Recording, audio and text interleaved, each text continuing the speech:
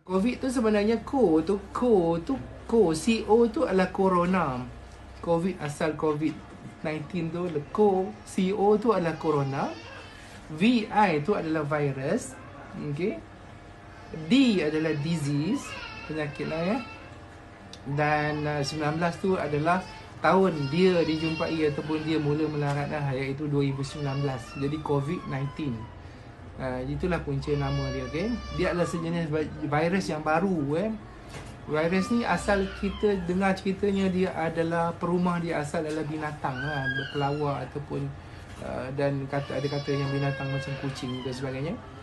Perumah asalnya adalah binatang, jadi dia tidak memberi masalah kepada binatang. Tetapi bila dia merebak kepada manusia, dia memberi penyakit kepada manusia, okay? Dan perumah dia yang baru ni adalah, pemerumah dia yang baru adalah manusia, iaitu kita. Jadi dia membiak di dalam badan kita, dia punya lifespan dia punya kehidupan dia kalau dia tak merebak kepada orang lain, dia boleh mati, dia akan mati dalam masa 14 hari. Jadi saya nak cakap pada malam ini, kenapa kita kena kuarantin 14 hari dan kenapa kita buat kerajaan buat untuk kita jangan balik kampung dan kita disekat ataupun kita panggil dia apa yang sekarang kita panggil tu partial lockdown, supaya kita jangan pergi ke mana-mana. Kerana apa tahu? Kerana COVID-19 ni dia adalah sejenis virus. Dia akan masuk ke dalam bahagian badan kita melalui hidung, mulut dan juga mata. Okey. Jadi siapa-siapa yang kena dengan jangkitan kuman ni, dia akan terus ke bahagian tekak. Selalunya bahagian yang pertama yang kita kena adalah bahagian tekak. Simptom yang pertama selalunya orang akan kena adalah sakit tekak. Sakit tekak, bukan demam lagi ya, sakit tekak. Dia akan sakit tekak sikit-sikit, tak selesa, lepas 2 hari, 3 hari, lepas tu sakit tekak dia makin lama lagi teruk sakit tekak. Selepas tu baru ada simptom-simptom yang seterusnya, dia akan jadi demam, rasa macam sakit-sakit badan, sakit-sakit sendi. Rasa orang yang kena jangkitan kuman, sekiranya badannya lemah macam orang tua, dia akan cepat demam. Dan kalau orangnya macam agak muda, dia akan rasa lemah-lemah, rasa macam lesu-lesu, rasa tak larat dulu, rasa letih-letih, rasa macam nak demam. Okay? Lepas tu ada juga yang akan rasa loya-loya, nak muntah dan cirit-birit. Dan temperature dah start nak naik lah. Hari keempat dan kelima temperature akan start naik 37 lebih. Dan makin hari makin lama panas dia akan naik. Lepas hari kelima, hari keenam, dia akan jadi makin demam. Dan ada juga selepas tu akan jadi batuk, sesama dan cirit-birit dan juga muntah, sakit kepala dan seterusnya. Dah masuk hari 6, 7, 8 tu baru ada sesak nafas. Okey. Masalahnya adalah ketika mana dia mula-mula masuk pada badan kita, kita tak demam tau. Kita tak demam, kita tidak sakit. Faham tak? Terutamanya orang yang kuat. Okay? Orang yang kuat tu maksudnya orang yang immunity kuat lah, yang kita tolak orang tua-tua yang penyakit kronik dan sebagainya tu. Dan bila kita kekuat, kuasa kita melawan tu dia ambil masa kita nak sakit. Jadi pada ketika awal 3 hari, 5 hari, 6 hari yang permulaan itu, masa itulah kita nak pas kat orang. Masa itu dia dekat tekak kita tu, kita sakit tekak, kita akan terbatuk, kan? Kita bernafas dan sebagainya bersin, maka kuman tu akan sampai kat orang dan bagi kepada orang lain. Satu orang yang bawa, dia akan bagi kepada 2,5 ataupun 3 orang yang lain. Maksudnya dia akan bagi kepada 3 orang, 3 orang tu akan bagi kepada 3 orang, dia akan jadi 3 jadi 9. 9 tu akan bagi kepada 3 yang lagi. Jadi dia cepat merebak. Cara rawatan dia, penyakit COVID ni, sampai sekarang kita tak ada lagi spesifik ubat untuk dia. Dan kita tidak ada vaksin lagi yang khas untuk dia. Rawatan-rawatan ubat yang diberi oleh hospital-hospital di seluruh dunia sekarang ni masih kita gamble. Kita gamble maksudnya doktor-doktor pakar masih lagi mencuba menggunakan apa ada ubat yang kita ada mampu, antivirus dan sebagainya, anti-malaria dan sebagainya. Saya dengar, saya tak pasti nak jawab macam mana. Kita try and error. Tak ada lagi khas ubat ataupun vaksin untuk merawatnya. Siapa kena, hospital, sama ada dia survive ataupun dia meninggal. Itu je. Okay? Dia akan sesak nafas, lepas tu tak boleh bernafas, kena pakai intubator dan kena intubate dan juga pakai mesin untuk bernafas. Okay? So sekarang ni, macam mana kita nak merawat dia? Macam mana kita nak merawat dia? Kita memang tak boleh rawat dia. Kita tak boleh rawat dia. Kita tak boleh vaksin diri kita. Jadi macam mana kita nak buat? Apa yang China buat, apa yang Itali buat, ada apa yang negara-negara lain yang semua buat, kita terpaksa mematikan dia. Kita tak boleh matikan dia dalam badan kita. Kita terpaksa mematikan dengan cara dia mati sendiri.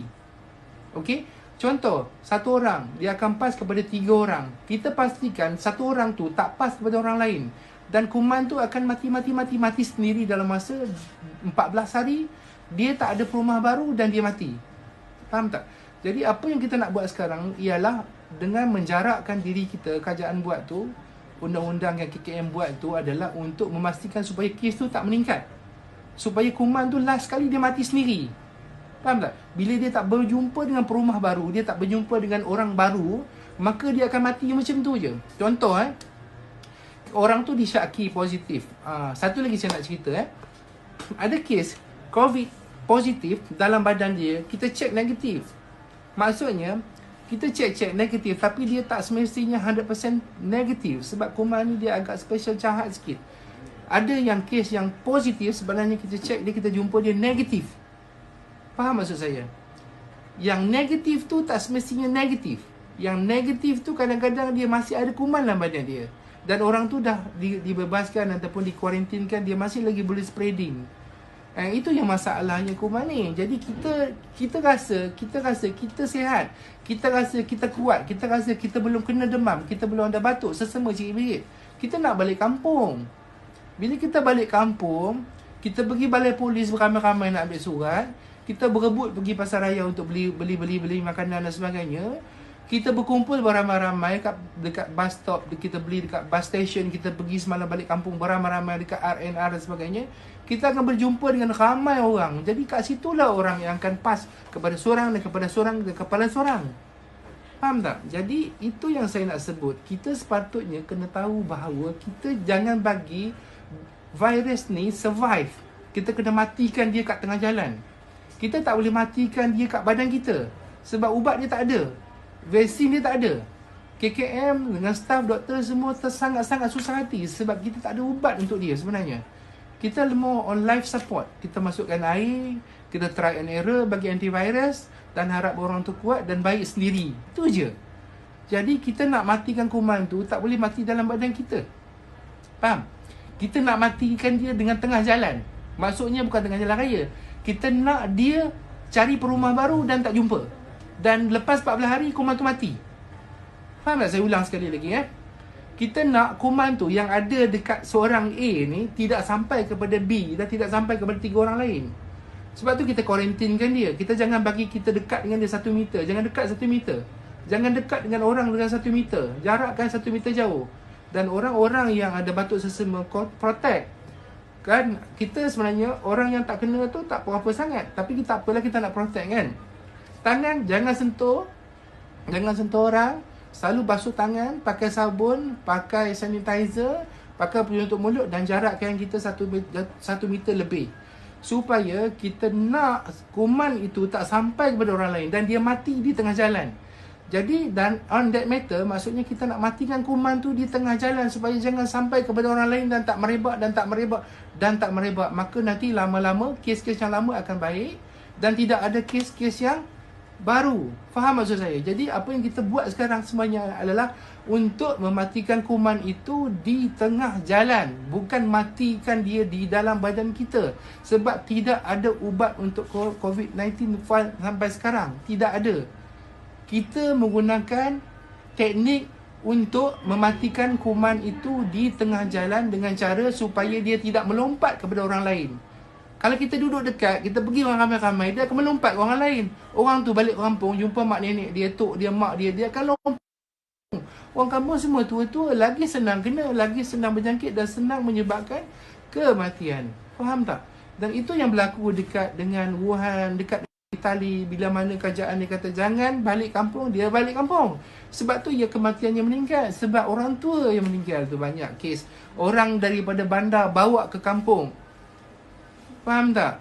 Jadi apa yang kerajaan KM buat sekarang adalah untuk supaya kita jangan paskan dia kepada orang lain. supaya kuman tu mati di tengah jalan. Kita kena bersama-sama matikan dia di tengah-tengah jalan. Kita tak mampu matikan dia di dalam badan kita. Tak mampu matikan dia. Faham? So, kalau setakat kita nak basuh tangan kita, kita menghalang dia masuk badan kita, tapi dia masih ada lagi juta-juta, million lagi di dalam badan kita yang orang tu boleh bawa. Faham? Okey, sebab dia masuk dalam badan kita, dia multiplekan badan kita, dia beranak sendiri. Dia tak perlukan berjantan betina, virus ni. Dia tak perlu. Dia masuk dalam badan kita, dia gunakan sel badan kita, dia multiply sendiri. Okey, so kalau saya harap kita semua faham bahawa teknik sekarang yang kita gunakan adalah untuk mematikan kuman itu. Bersama-sama kita matikan dia supaya dia mati di tengah jalan dan tidak ada lagi perumah baru. 14 hari dia mati. InsyaAllah 14 hari dia mati. Okay, sebab tu kita kuarantin kat rumah 14 hari supaya dia tak ada perumah baru. Kalau tak ada perumah baru, dia akan melompat orang baru dan dia akan merebak kepada orang baru. Dia akan jadi lebih banyak dan lebih banyak dan lebih banyak. Okay, so kalau mana yang ada sekarang, kita kuarantinkan dia, orang lain selamat insyaAllah. Dan kuman tu lama-lama dia mati. Dia duduk dalam badan kita pun lama-lama 14 hari dia akan mati. Faham? Faham? Jadi kita support lah. Kita support kerajaan. Kesian kat doktor-doktor. Faham? Saya pun sedih kak. Saya pun kena kerja. Faham? So saya pun kena kerja juga. Saya pun kena tengok orang sakit juga. Kalau diikutkan saya pun malas juga. Takut juga. Sebab saya nak balik rumah tengok anak-anak semua kan. Bini-bini kita. Dan saya juga kemungkinan dapat dijangkiti. Dan juga saya boleh pass kepada pesakit-pesakit yang lain. Jadi buat masa sekarang, saya harap kita sama-sama berdoa dan kita kena sama-sama support. Janganlah saya tengok malam-malam buta duk lagi pergi main-main, jalan-jalan main motor kan. Alright, so kita elakkan diri kita. Kalau apa-apa hal pun nak pergi beli makanan ke, kita jarakkan diri kita, pakai mask. Jangan pergi ramai-ramai, jangan bawa anak-anak, jangan pergi buat pesta-pesta, jangan pergi sana. 14 hari kita matikan kuman tu, kita harap dia mati di tengah jalan. Kuman tu akan mati dalam masa 14 hari insya-Allah. Jangan bagi dia beranak kepada orang lain. Dia beranak kepada orang lain. Dia akan automatically beranak ke tempat orang. Jadi kita jangan bagi dia beranak. Itulah satu cara nak mematikan kuman tu. Itu saja satu cara je. Tak ada cara lain, antivirus ataupun antibody ke benda, vaksin semua tak ada lagi buat masa sekarang. Kitalah orang yang akan mematikan kuman tu dengan cara natural. Okay? Alright? So buat masa sekarang, ujian saringan yang kita ada kat hospital-hospital, kita ada very limited. Kita tidak ada buat semua saringan. Apa tanda-tanda yang anda perlu ingat? Nombor satu, kalau sekiranya kita ada bermula dengan sakit tekak dan sakit tekak kita makin teruk. Nombor satu, kita kena ingat, sekiranya kita, kawan-kawan kita ada cerita bahawa dia dah kena. Okay? Kawan-kawan kita selalu kena. Bila kita dengar dan kita pernah ada rasa jumpa dengan dia, kita pergi check. Dan saya minta sangat siapa-siapa yang pergi jemaah-jemaah tabligh yang pergi dekat masjid Sepetani Baru ni, kawan-kawan dan saudara, jangan takut. Kita tak akan bunuh dia, kita tak akan tangkap masuk penjara. Kita cuma nak memeriksa dia dan merawat dia dan memastikan dia tak bagi kepada orang. Janganlah takut, tak takut. Kita tak marah pun, tak marah. Kita nak dia datang. Kita nak dia tak pas kat orang. Faham? Okey? Sebab semua orang takut sekarang ni. Semua orang takut. Seluruh dunia takut. Dulu kata Trump tak takut. Trump pun takut dah sekarang. Trump tu duduklah Tuan Trump dah sekarang. Semua orang takut. Okay? So sekarang ni kita tak perlu salahkan siapa-siapa. Kita sama-sama pakat. Kalau kita jumpa siapa-siapa kat luar, kita sampaikan bahawa kita jangan duduklah kat rumah. Kalau siapa-siapa nak beli barang, seorang aja. Okay? Pakai mask. Make sure ada sanitizer bawa. Jangan dekat-dekat, jauh-jauh. Okay? Beli barang sikit-sikit balik. Kedai runcit tak tutup. Kerajaan kata tak tutup. Tapi jangan berebut. Ramai-ramai tu pergi. Semalam pergi balai polis, dah ramai. Bila pergi balai polis ramai, kan boleh merebakkan penyakit juga. Jangan macam tu. Tak payah balik kampung. Kalau sayang kat mak, sayang dekat bapa, sayang kat orang kampung, jangan balik sekarang. Esok cuti sekolah, raya kita balik. Sekarang ni adalah masa untuk supaya jangan kuman tu pergi ke kampung pula.